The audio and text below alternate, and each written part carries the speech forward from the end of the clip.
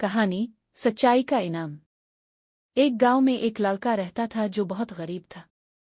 वो लकड़ियां काट कर बेचता और उसी से गुजारा करता। एक दिन वो दरिया के किनारे लकड़ियां काट रहा था कि इसकी कुल्हाड़ी पानी में गिर गई। कुल्हाड़ी इसकी कमाई का वाहिद जरिया थी।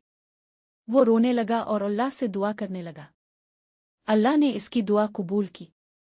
इसके सामने एक बुजुर्ग शख्स आया और पूछा, बेटा तुम क्यों रो रहे हो? लड़के ने सच्चाई के साथ जवाब दिया, मेरी लोहे की कुल्हाड़ी पानी में गिर गई है।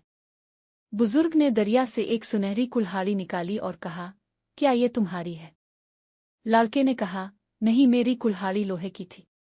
फिर बुजुर्ग ने चांदी की कुल्हाड़ी दिखाई। लड़के ने फिर कहा, नहीं, ये भी मेरी नहीं है। आखिरकार बुजुर्ग ने लोहे की कुल्हाड़ी निकाली। लड़के ने खुश होकर कहा, जी हाँ, यही मेरी है। बुजुर्ग ने कहा, बेटा, तुम्हारी सच्चाई ने मुझे खुश कर दिया है।